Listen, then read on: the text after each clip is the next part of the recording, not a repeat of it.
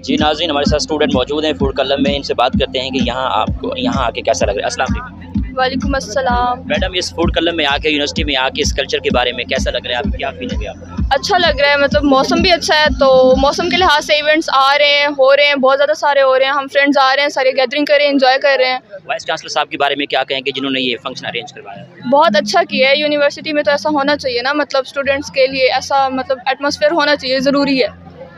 Madam, आपकी क्या feeling है यहाँ पे यूनिवर्सिटी में आके इस फंक्शन अटेंड करके? ये ऐसे फंक्शंस होते रहने चाहिए। ऐसी एक्टिविटीज़ हमें और ज़्यादा बूस्ट करती हैं कि हम अपनी यूनिवर्सिटी में मज़ीद अपनी स्टडीज़ पे ज़्यादा फोकस कर सकें। और ये जो डिफरेंट फूड स्टॉल्स लगे हुए हैं, इनका खाना बहुत अच्छा है।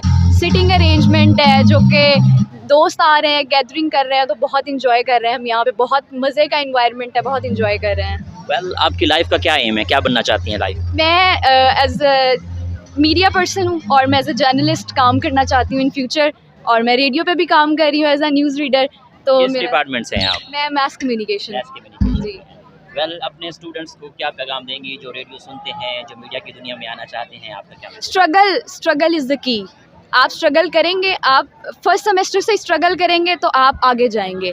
यहाँ पे कामयाबी इसी में है कि आप अगर स्ट्रगल करेंगे तो आप आगे जाएंगे। जी, बहुत शुक्रिया।